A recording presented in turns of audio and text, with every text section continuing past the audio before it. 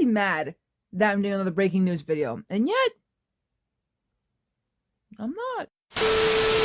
I was gonna make a video about the casting for the Beatles women in the upcoming 4 Beatles biopics, but I don't have a problem with this casting.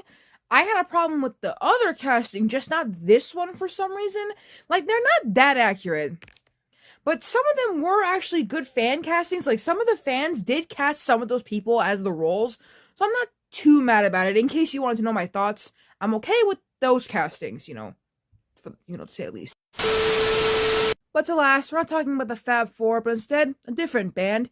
A band who pioneered the alternative rock genre and inspired some of the biggest names in 90s music like Nirvana and the Goo Goo Dolls. This band I'm talking about is called The Replacements, and they're finally getting a biopic. So apparently, according to Variety, Finn Wolfhard, who you guys know for being in Stranger Things and the It remake and Golden Finch, is adapting a book about the Replacements that an author named Bob Mayer made called Trouble Boys: The True Story of the Replacements.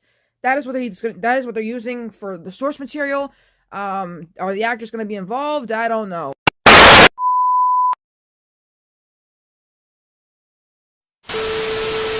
So the book was published in 2016 and it offers an honest, unfiltered glimpse into the rise and fall of the 80s rock group consisting of Paul Westerberg, the late Bob Stinson, Tommy Stinson, and Chris Mars. And through dozens of interviews and photos, Bob Mayer tells the complete story of the Replacements, delving into the band's troubled early years and chronicling the insurmountable struggles that they faced even as they were putting out some of the best music of their careers. Their powerful yet deeply complicated history, it's necessary. It necessitates great care. Transforming into a film. Although it seems that Finn Wolfhard might be the right person for a job, sharing in an earlier interview with Variety that the project is about a band that I think weirdly I have a lot in common with a lot of the members. This also isn't actually the first time there's been buzz about a Trouble Boys film adaptation. Back in 2020, in an interview with Games Radar, writer-director Josh Boone revealed that he'd been working on a Replacements movie for a while, with the scripts fully written and casting underway at the time, but there hasn't been any word on whether the director's project will come into fruition or if it has since been scrapped. But at the very least, the excitement that he stirred back then is, of course, being met once more. Following the news about the upcoming adaptation, Mayer took to Facebook to express his gratitude for those who have helped him share the band's story and played a part in bringing the book to larger audiences through a new format. While he says that not much more can be said at the moment about what's to come, he is optimistic that something beautiful, meaningful, and worthy of the group will come from this. I've actually drawn the Replacements on my Instagram. It's right there. I don't really listen to their music though, so I can't really say much about this. When it comes to biopics, though, I think the video that I want to make soon will be about Oasis, because Oasis was mentioned in the Robbie Williams biopic because they have beef. That is crazy.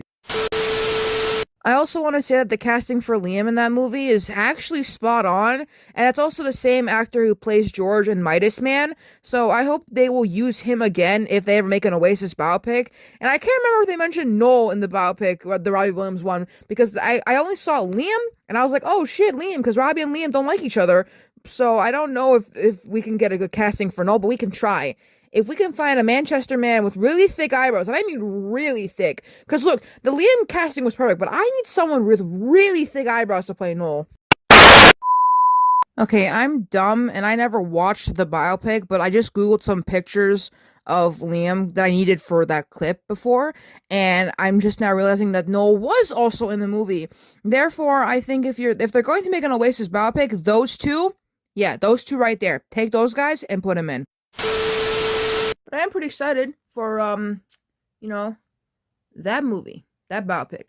Is it going to be accurate? Well, it should be. It's based on an autobiography that's probably been approved, and there's, interviews and photos, so I think it'll be alright.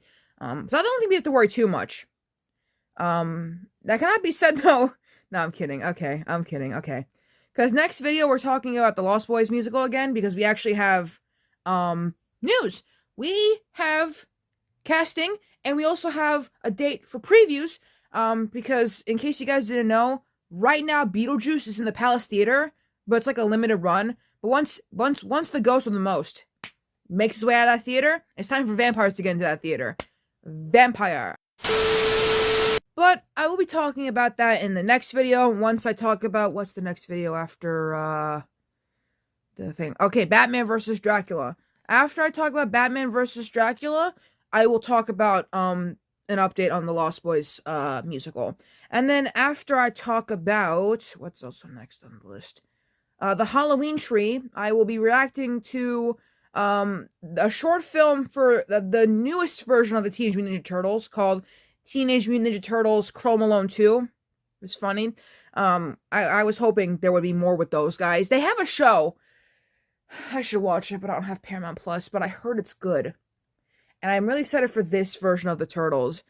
Even though Rise didn't get much love, these versions of the Turtles are my favorites so far. Besides, of course, the ones that I grew up with, 2012 Turtles. Which I remember the specific season when Leo got his shit rocked. And he got his shit rocked so hard, he changed voice actors. But after that, I can't remember anything else. I can't even remember the season when they finally got back to New York City because they had to leave and go to April's farm. I guess her family on the farm. All I remember from that season is that her dad wasn't a mutant anymore, and then he immediately turned back into a mutant. It was, like, hilarious.